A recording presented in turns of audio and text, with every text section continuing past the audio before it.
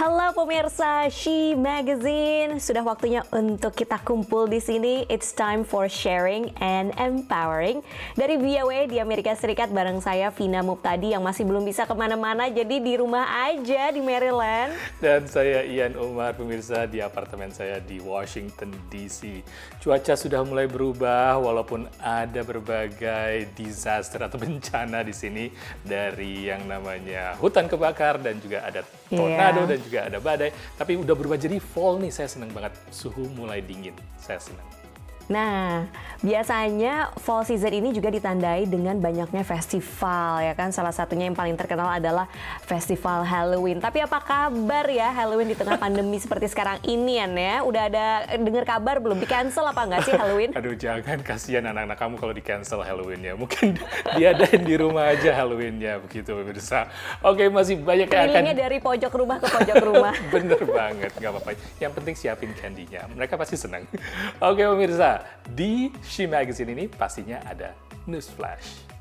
Pemilik restoran Blue Toba, Birong Huta Barat, dan Leslie Kaplan di kota kecil Ashland, negara bagian Oregon, menyumbangkan sebagian keuntungan penjualan kepada warga setempat yang terkena dampak kebakaran hutan besar. Masker unik rancangan desainer Indonesia Diana Putri dan Meti Choa dikenakan oleh penyanyi Lady Gaga dan tim penari latarnya. Masker itu juga muncul dalam ajang MTV Video Music Awards di kota New York belum lama ini. Bintang pop Madonna akan menyutradarai dan ikut menulis film tentang kehidupannya dan musik, kata studio Comcast Corp Universal Pictures. Artis berusia 62 tahun itu menggandeng penulis Juno, Diablo Cody untuk menyusun skenarionya. Bicara soal film nih, setiap kali Hollywood memproduksi sebuah film pasti juga mengincar pasar Tiongkok. Mengingat pasar di sana merupakan pasar film kedua terbesar di dunia setelah Amerika Serikat.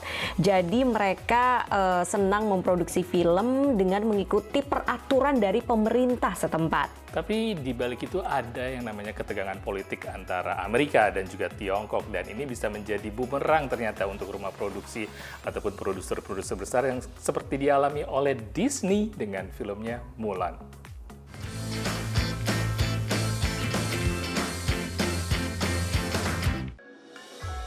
Untuk mengulang kesuksesan film animasi Mulan tahun 1998 mengenai legenda kesatria perempuan Tiongkok, perusahaan film Disney mempercayakan mayoritas karakter film Mulan versi non-animasi tahun 2020 ini kepada bintang Tiongkok termasuk Jet Li dan Donnie Yen. We wanted to make sure we had a full 100% Chinese cast, particularly because we've seen the backlash of films that have not followed that protocol. Film Mulan tertunda peredarannya karena COVID-19, tapi kini mengundang kritikan internasional. Mulai dari kritik terhadap lokasi syuting di Provinsi Xinjiang, Tiongkok, hingga bintang utamanya Liu Yifei. Tahun lalu, Liu Yifei, pemeran karakter utama Mulan, memposting dukungannya terhadap polisi Hong Kong dalam menangani protes di Hong Kong di media sosial. For celebrities or any actors that endorse the police brutality, the world will give response and backfire to it. Siba Murad, warga Uighur di Reston, Virginia, kecewa atas keputusan Disney memilih lokasi tak jauh dari kamp tahanan warga Uighur, tempat ibunya ditahan. Part of me even felt betrayed. She was taking to hurt us, her children, and her loved ones. And does that sound like a value of Disney movies promote? Sementara itu, sejumlah anggota Kongres Amerika Serikat juga tidak tinggal diam. Mereka mengirim surat kepada Bob Chapek, CEO Walt Disney. Surat yang didukung sejumlah senator dan anggota DPR dari kedua kubu itu mempertanyakan keputusan Disney memilih Xinjiang sebagai lokasi syuting. Padahal menurut para anggota Kongres Amerika, isu pelanggaran HAM di Xinjiang sudah lama beredar dan diangkat media lokal maupun internasional sejak Juli 2018. Sedangkan produksi filmnya baru dilakukan bulan Agustus 2018 lalu. Kongres Amerika Serikat juga mempertanyakan unsur propaganda yang diboyong Disney. Salah satunya adalah kerjasama dengan Partai Komunis Tiongkok dan Biro Keamanan di Xinjiang yang disebut dalam kredit di akhir film. Disney also thanked the Turpan Public Security Bureau which has been sanctioned by the U.S. Commerce Department, and it also runs at least one of the concentration camps. Menurut mantan eksekutif perfilman di Beijing, apa yang dilakukan Disney adalah bagian dari upaya Hollywood yang semakin bergantung pada pasar Tiongkok. We need to at least think about sensitive topics when it comes to China, for instance, Tiananmen Square or Taiwan or Tibet. So that at least has been a premeditated censorship by Hollywood starting in 1997. But the CCP's encroachment on fully operating inside the creative guidelines of what Hollywood does day to day has gotten more and more. Pengamat lain berharap reaksi tajam internasional terhadap Mulan dan sikap Beijing bisa menyadarkan para pengusaha Amerika Serikat dan meluruskan pemahaman terhadap potensi pasar di Tiongkok. I don't know what possessed Disney to film in Xinjiang. It could have filmed so many other places. Pemerintah Beijing membalas berbagai kritik itu dengan menyatakan kebijakan di Xinjiang adalah urusan dalam negeri dan membanggakan posisi Liu Yefei sebagai putri sejati Tiongkok. Akibat kontroversi ini, Disney mengalihkan peredaran film yang menelan dana $200 juta atau hampir 3 triliun rupiah ini dari bioskop ke pemutaran lewat situs streaming di internet. Dari Alexandria, Virginia, Yunus Salim dan tim VOA. Kalau di Tiongkok, film Mulan dirilis secara in-person atau secara langsung di bioskop. Sedangkan di Amerika Serikat dirilisnya lewat layanan streaming Disney Plus. Dan bagi yang mau nonton harus merogoh kocek $30 alias Rp450.000. Wah, lumayan juga ya. Itu lumayan banget ya, $30. Wow. Tapi saya dengar juga di Indonesia sudah banyak yang nonton melalui layanan streaming. Jadi memang launchingnya sudah global. Ngomongin soal global, kita akan kembali setelah yang berikut ini untuk melihat New York Fashion Week.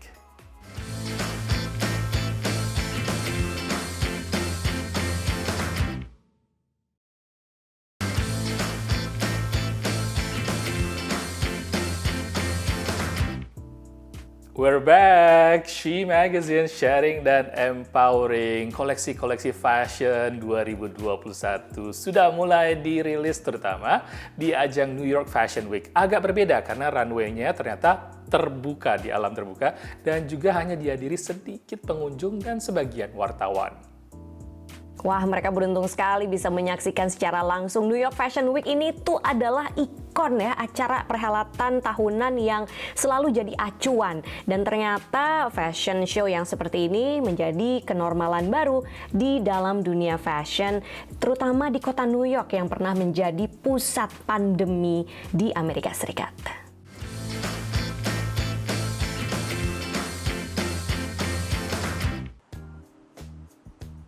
New York Fashion Week, pekan busana yang menjadi acuan dunia mode, kembali berlangsung tapi tak sesemarak tahun 2019.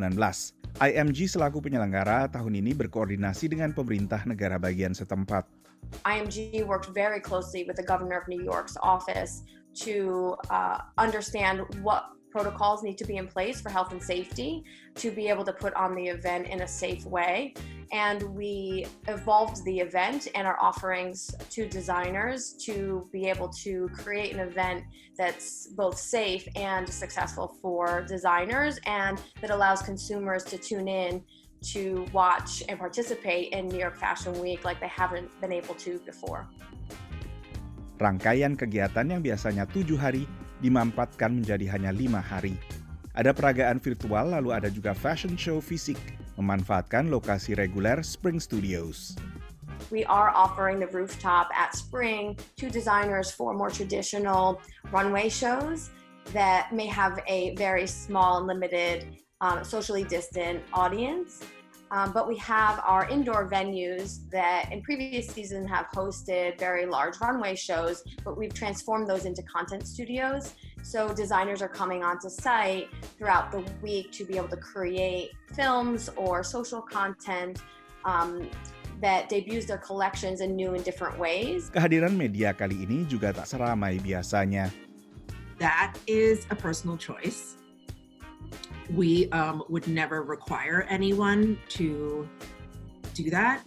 Tapi bagaimanapun respons perancang dan konsumen, pandemi membuat dunia fashion sedikit berbenah diri. I hope that it is a more mindful fashion industry that doesn't focus so much on us chasing our own tails. And by that, I mean, the fashion industry was trying to mirror this need for the drop culture, where it's like, oh, all of a sudden we've got a new capsule collection with so-and-so partnership. And so that speeding up of the process, created a greater consumer need to have more and more and more. There's no certainty anymore. In fact, we're just all wondering, who is going to be buying, who is going to be wanting new merchandise, and will we ever see orders like we used to? I think it's changed. I think not only have the stores changed, but the consumer has changed.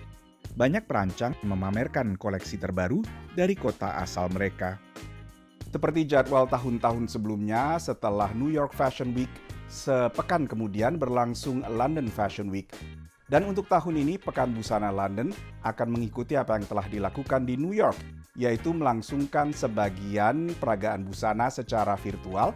Lalu ada juga runway fisik yang menaati protokol kesehatan dan dibatasi sesuai dengan pembatasan pemerintah Inggris yang antara lain sangat membatasi kegiatan yang melibatkan 6 orang lebih. Dari Washington DC, saya Nova Purwadi dan tim VOA. New York City yang pernah jadi pusat pandemi sekarang memang sudah mulai bergeliat pemirsa ya. Selain perhelatan New York Fashion Week, baru-baru ini juga mengadakan acara MTV Video Music Award dan juga pertandingan tenis Amerika terbuka secara langsung namun juga secara terbatas dan ketat dengan protokol kesehatannya. Dan ini juga diikuti dengan pembukaan sebagian museum kan terkenal sekali di New York tuh. Saya senang banget udah mulai dibuka. Mudah-mudahan juga mengikuti protokol COVID-19 dengan menggunakan masker, pengecekan suhu, dan pastinya dibatasi jumlah pengunjungnya.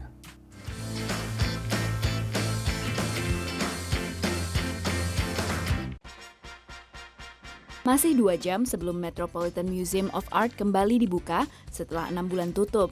Tapi pelukis Stephen Galeksinski sudah menunggu di depan pintu. Impiannya adalah untuk bisa menjadi pengunjung pertama ketika museum dibuka kembali. The first thing I'm going to see is Joan of Arc. St. Joan of Arc is the painting, my favorite painting in the Met, so I'm going to go there and then I'll take a look around. I have my sketch pad in my backpack. Biasanya pengunjung museum yang lebih dikenal dengan nama The Met ini mencapai 6 juta orang per tahun. Sebelum pandemi melanda AS, 40% pengunjung The Met adalah wisatawan. Namun di hari pembukaan kembali ini, para New Yorker lah yang mengantre.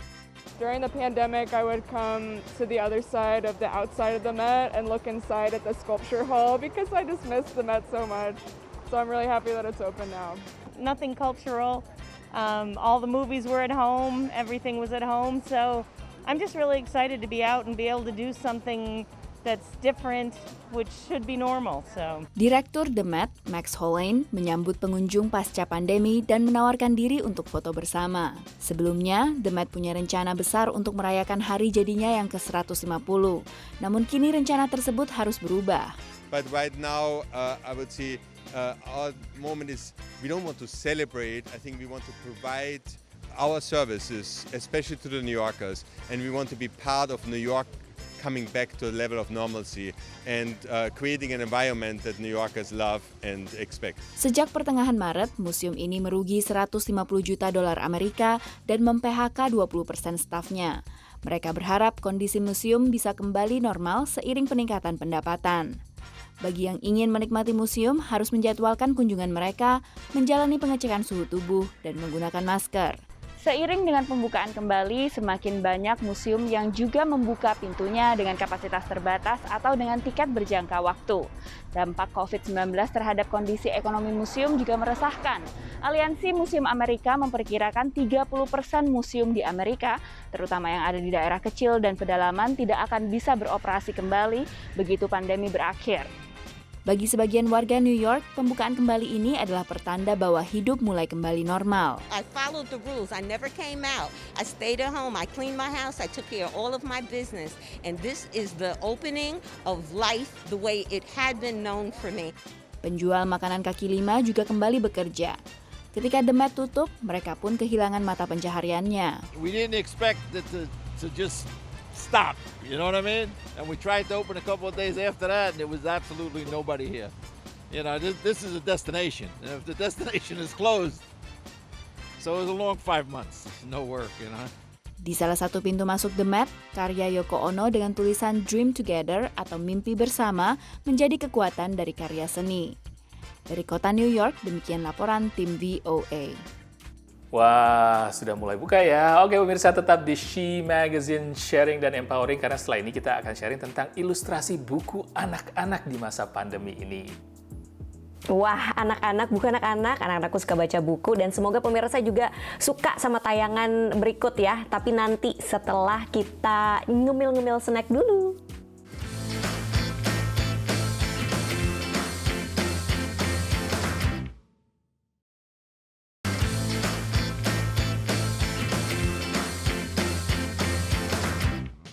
Halo pemirsa, masih bersama kami dari VOA di Washington dalam She Magazine Sharing dan Empowering. Dan Empowering ini juga dialami oleh salah seorang pengacara di New York yang harus dirumahkan. Walaupun di masa pandemi ini dia cukup kreatif justru melukis ulang ilustrasi buku-buku anak. Dan ini juga ditujukan buat anak sang pengacara tersebut.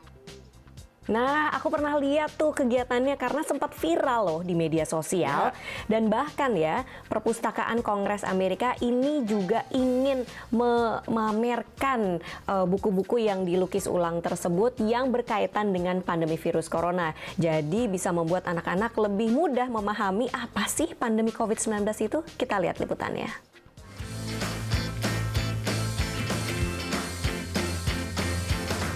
Like nothing he'd ever seen before. Shera dan Zachary sudah hafal betul kisah si beruang yang suka makan sandwich ini. Seperti halnya anak-anak di seluruh dunia, selama pandemi mereka semakin sering membaca bersama ibu. Setidaknya kini mereka bisa membaca di luar rumah. Banyak hal yang telah berubah, mungkin untuk selamanya. Dari pengacara yang super sibuk, kini Stephanie menjadi ibu rumah tangga dan ilustrator. I took out a paintbrush and I started painting the first thing I saw, which was a book cover of a book we'd read earlier that day. And I started painting the characters, and then I started painting pictures of what coronaviruses look like under the microscope. So my daughter looked over and she said, "Oh wow, what is that?" Begitulah awal proyek Children's Books for Pandemics. Little Harold mewarnai virus corona ungu. Little Engine mengantarkan APD, sementara Frog dan Toad menjaga jarak. Stephanie hanya mengilustrasi ulang, bukan menulis ulang. Goodnight Moon was Goodnight Zoom. That one was one of the most popular ones I've done.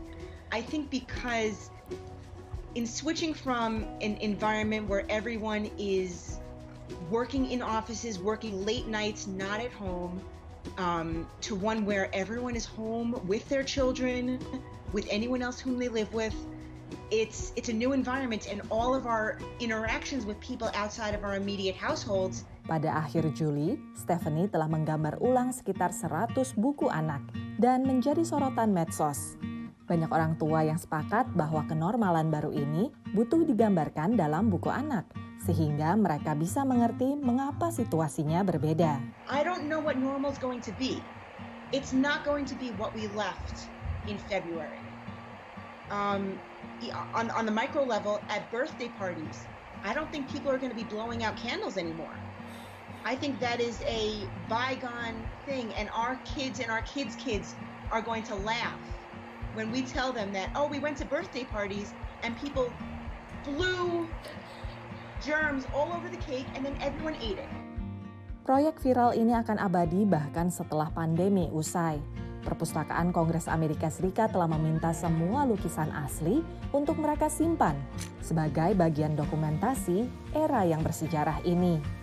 Dari kota New York, VOA. Sebagian besar sekarang sekolah-sekolah sudah dibuka di Amerika. Gimana, Vin? Stres nggak ikutan sekolah? I'm not gonna lie, it's quite stressful. Karena pertama ya, dia pindah ke sekolah baru yang dia belum pernah datengin secara fisik, bertemu teman-teman yang belum pernah kenalan secara langsung, gurunya baru. Udah gitu mata pelajarannya karena naik kelas kan, jadi kan lebih sulit ya. Dan ini semua diajarin tuh lewat layar, lewat virtual yang kadang-kadang glitch lah, internet connectionnya putus-putus lah, it's stressful enough gitu kan, dan kadang-kadang ada anak yang ketiduran lah, aduh kocak deh pokoknya, it's challenging. Sebentar, mama gitu ya, ini kenapa? Oh, sebenarnya memang begitu pemirsa, banyak orang tua stres di Amerika karena pendidikan dilakukan di rumah, tapi ada teknologi yang sekarang sebaiknya ataupun juga dianjurkan untuk digunakan yang membantu pendidikan, yaitu teknologi virtual, realitas virtual. Dan seperti apa teknologi ini, kita lihat liputannya.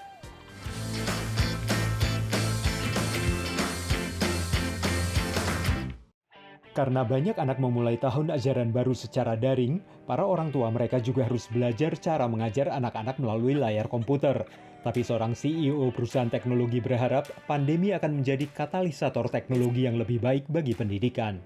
This turning point in history, because for my entire career, I've tried to get, more technology into the classroom, but there's been so much resistance. Nicole sangat menyukai game. Ia seorang desainer game kawakan dan mengembangkan game dalam realitas virtual dan realitas tertambah. Nicole sudah pernah bekerja di perusahaan game seperti Electronic Arts dan studio film dan televisi LucasArts, The Cartoon Network, dan Nickelodeon. 100% of the world's students are online learners right now. The use of games in that online learning environment, the use of VR, the use of AR, there's just this huge potential. Salah satu game Nicole, Follow the White Rabbit, membawa pemain dalam perjalanan virtual ke seluruh dunia. You can go to all of these different locations in the world, have algebra, that came from the Middle East. We've got, paper that comes from China. And we can really see how the world evolved, world cultures evolved, and how interdependent we really all are. Menurut Nicole, anak-anak lebih cenderung merekam informasi yang mereka pelajari di realitas virtual karena itu menjadi pengalaman dan bukan kuliah. Tapi tidak semua anak punya komputer atau ponsel pintar, apalagi headset VR yang harganya $200 lebih. Get students high-speed internet, get them devices, get them connected, get them supported. And then once that happens, there's a long list of technologies like virtual reality that I think could be wonderful tools. We need to deliver the hardware at a cheap price point.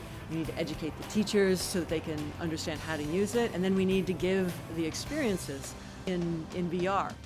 Meski sebagian besar orang tua khawatir tentang pendidikan daring anak-anak mereka, tapi adanya teknologi realitas virtual seperti ini akan membuat pendidikan jarak jauh lebih mudah dicerna oleh para murid. Dari Arlington, Virginia, saya Helmi Yohanes dan tim VOA. Wah, menarik juga ya, tapi kayaknya harus PR lagi tuh, harus punya perangkat VR, harus nabung, TV-nya harus high-tech ya.